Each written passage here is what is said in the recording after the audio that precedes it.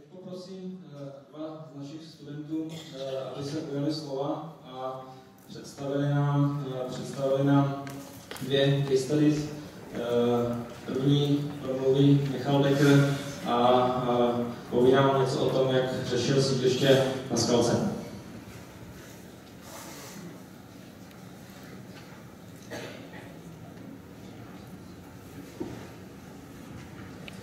Dobrý den, mé jméno je Michal Dekr a já bych vám teďka v rychlosti chtěl představit svůj ateliérový projekt, který řeší právě sídliště Skalka. Začal bych nějakým krátkým představením. Sídliště Skalka se nachází na Praze 10 na okraji Strašnic a rozléhá se kolem stejnojmenné stanice metra, kdy, když se podíváme na ten nadhled, tak tam můžeme vysledovat pár specifik, který to sídliště má ve své struktuře. Sídliště vznikalo v 70. letech takovým způsobem, že vlastně vyplnilo mezeru v zástavbě mezi rodinnými domy. A to už samo ovlivnilo tedy jeho tvar a to komponování. Dále je celé území v mírném svahu a je rozděleno komunikací a vedením, elektrickým vedením, kde vidíme to ochranné pásmo, které vytváří takový zelený pás, který potom pracuje. Tady ty fakta způsobily to, že to sídliště vlastně působí spíš jako takový shluk panelových domů, který má takový osobnější a intimnější charakter a nedochází tam k takové paternalitosti nebo nějakému většímu odcizení, což je v tomhle sídliště takový klad a jsou tam opravdu některá místa příjemná. Kdybych teďka měl popsat, v jakém bodu se to sídliště nachází, tak na rozdíl třeba od příkladu, který přijde po mně, tak Skalka je lokalita, která má velký potenciál pro rozvoj. A to hlavně z dvou důvodů.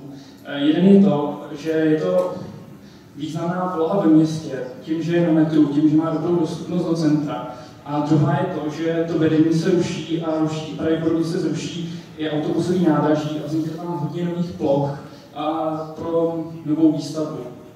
Tím nám vznikají takový dva balíky témat, který se ten návrh snaží řešit.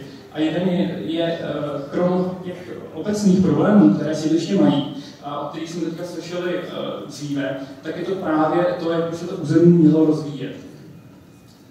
Když se podíváme na situaci, kde bych chtěl demonstrovat to napojení, ať už tím, že ve středu je stanice metra, nebo tím, že je blízko stížní spojky, tak si můžete všimnout toho zeleného pásku, což je to ochranné pásmo, a zároveň je tam zvýrazněný současný centrum, který slouží vyloženě jenom pro potřeby toho sídliště. Ten základní koncept toho návrhu je takový, to centrum povýšit a vytvořit vlastně nový lokální centrum, který díky otevření těch ploch může být soustředěný kolem té ulice na 50., která krájí to území. A pomocí těch nových ploch a nových zástavby dotvořit ty dvě části toho sídliště a celý to území protknout takovým mikrosystémem zeleně a rekreace, který bude napojený na okolní město. Ještě než ten návrh ukážu, tak bych chtěl projít takový principy, podle kterých jsem postupoval. Jeden z nich je právě, o kterém se tady mluvil dřív, je organizace prostředí. Takový sociální koncept, kdy jsem se snažil za každý byt nebo dům nebo jednotku přemýšlet nad tím, pro koho to je domov, kam ten člověk spadá, co je jeho sousedství a jestli součástí nějakého většího celku nebo lokality a kde je hranice toho, kdy ten člověk dokáže určit to, kam spadá nebo kam patří a vytvořit takovou mapu, která mi pomáhá číst, jak to území funguje a jak ho utvořit. Další významnou částí je doprava, kdy hlavní cíl bylo vytvořit jasnou a přehlednou síť komunikací jak pro chodce, tak pro auta, vytvořit ji takovým způsobem, jak už tady padlo dřív, že pokud tam třeba dostane cizinec, který to území nezná, tak bude schopný to území předvídat.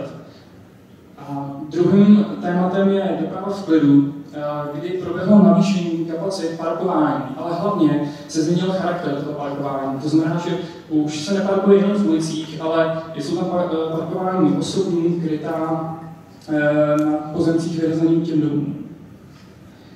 Úplně zásadní změnou prošel veřejný prostor, který tady už už kvůli tomu ochrannému pásmu je přes 80%.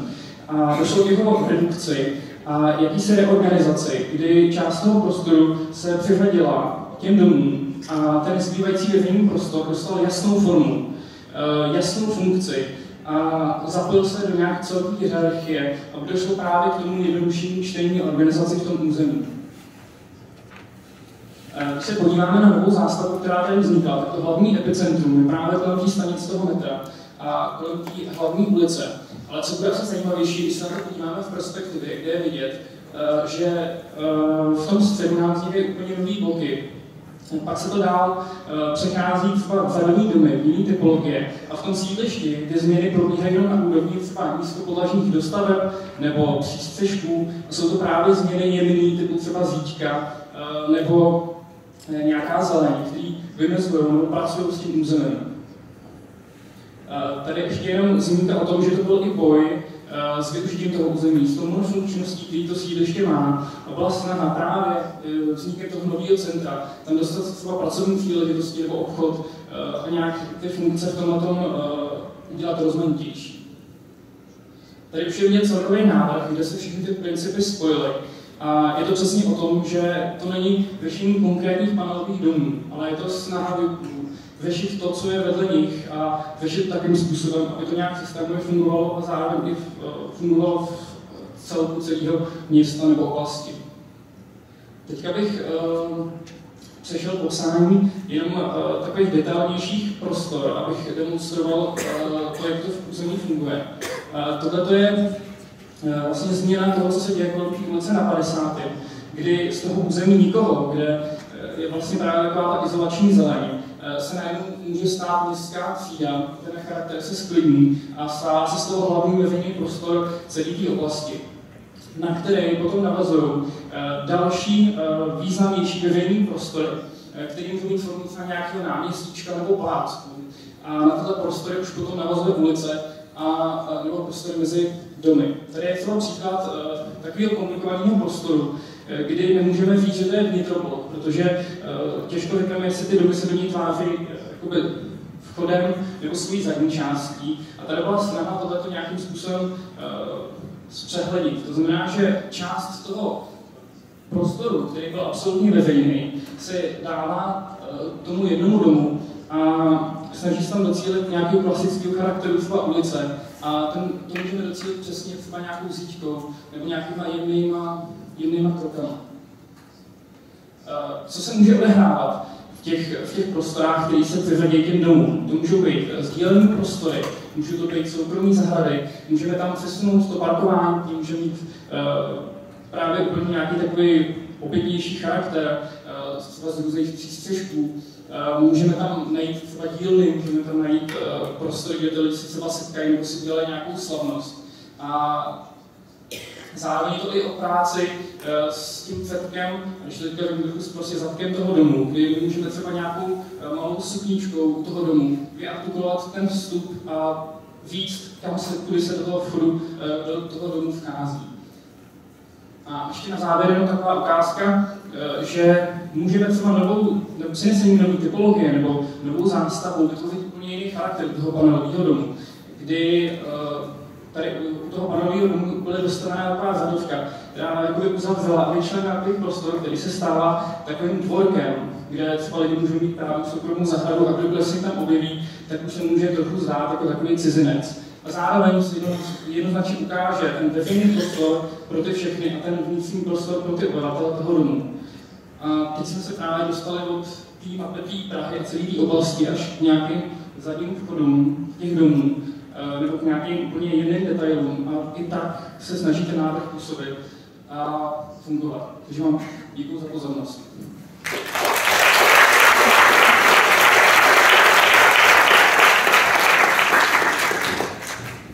Děkuji Michalu Bekerovi a poprosím Terezu Vlkovou, aby nám představila svůj projekt Do Vsetína. Tak dobrý den, moje jméno je Tereza Vlková a já bych vám ráda představila návrh o transformaci sídliště Sychrov.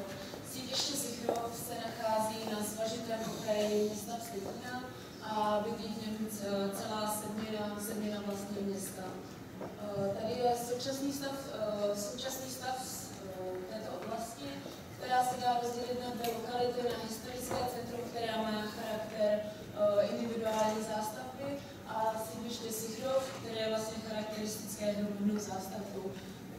Mezi těmito lokalitami je vlastně oblast, která je prázdná, a tím jsou ty lokality nepropojené. Když se podíváme na fotografie z území, tak v horní části je vidět individuální charakter historického centra. Zde vidíme potom tu výplňovou část mezi těmi dvěma lokalitami, kde opravdu nic není, a charakter sídliště, který vypadá v podstatě typicky. Tady je celkový nadhledový pohled na sídliště pro našeho příběhu. Když se dostanu k sídlišti Sychrov, tak jeho důležitými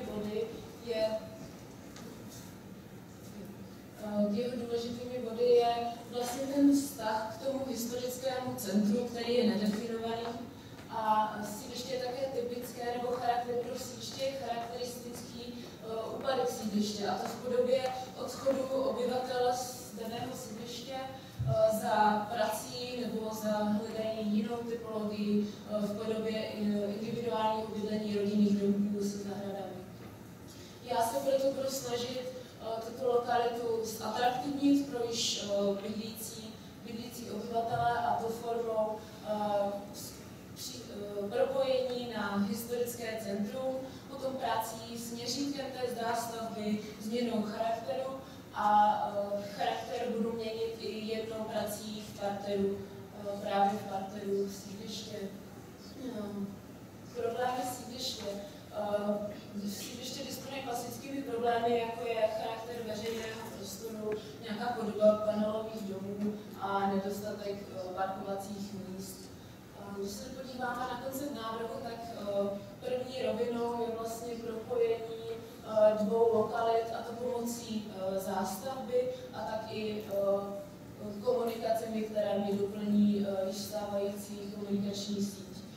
V historickém centru mám historické náměstí, které ale bohužel nefunguje jako klasické centrum, chybí mu vybavenost, tu vlastně doplňuji v lokálním centru proto, aby sloužilo pro celé území a lidé nemuseli složitě dojíždět, někam si nakupovat. Pro jednotvárnost, vlastně jednotvárnou podobu sídliště a pro lepší orientaci vytvářím prvek obrazu místa, který bude charakteristický pro tuto lokalitu. Druhou rovinou mého návrhu je vlastně práce se samotnou hmotou panelového sídliště, kde já odebírám některá horní podlaží, které jsou v nežádané typologii a díky odchodu lidí je vlastně přebytek téhleté plochy, transformují je na žádanější a atraktivnější podobu individuálního bydlení. Tuhletu novou zástavbu vlastně rozprostírám po celém území dané lokality, tak abych scelila podobu tohohle území. Tady je právě vidět, že nenahrazuji všechnu bouranou podlažní plochu, ale pouze část, protože ten zbývající část už prostě nepotřebuji. Abych se dostala k nějaké organizaci prostředí a nějakou čitelnost, tak to sídliště dělím na bloky, které mi budou určovat základní orientaci v sídlišti, a ty bloky se dále čelí na menší sousedství, kde tím, že snižují hmotu domů, tak snižují i počet obyvatel a lidé mají šanci a možnost se lépe poznávat a vědět, stotožnit se s tím daným místem, v kterém bydlí. Tady je potom vidět, jak se tyhle proměny promítnou na hierarchii soukromí, kde já jsem schopná díky snižování hmoty, snižování počtu lidí přimknout pozemky okolo daných domů k ním samým a vlastně změnit charakter a zatraktivnit je pro samotné obyvatele domů. Pak důležitým bodem je teda zapojení obou lokalit navzájem a vytvoření komunikační sítě, která je zcelená. A také se snažím podpořit parkování v sídlišti vlastně v ulicích, které je atraktivnější než vytvoření nějakého parkovacího domu. Tady už je vidět celkový návrh mého území a z důvodu času bych ukázala jenom pár částí z tady tohohle návrhu. Tady bych se vyjádřila k lokálnímu centru, které vytvářím skrze individuální zástavbu, která je momentálně sídliště Sychrov žádaná a atraktivní. A důležitým prvkem na ní je její komerční partner, kterým se snažím i podpořit pracovní příležitosti právě v území. Kdybych se vyjádřila k jednotvárnosti sídliště, tak je důležité ho doplnit nějakým charakteristickým prvkem, podle kterého se lidé budou orientovat a který bude důležitý a jednoznačný pro tohleto území. A tady je to právě v podobě vytvořeného parku skrze celé sídliště. A už jenom poslední připomínka k vytvoření vlastně sousedství, které jsou v rámci těch celých bloků. Je to díky snížení hmoty a snížení počtu, že ty lidé se dokážou navzájem poznávat, tak já jsem schopná jim nabídnout ten prostor kolem domů tím, že ho jednoduše oplotím a vyčlením ten veřejný prostor a ten prostor, který už bude patřit jim. A tam vytvořit sdílené zahrady, které můžou využívat pro různé aktivity, anebo vytvořit právě parkování, které bude v bezpečí toho sousedství, a nebo tam mohou vznikat i zahrádky, kde ty lidé se budou realizovat. A tímto bych vám poděkovala za pozornost.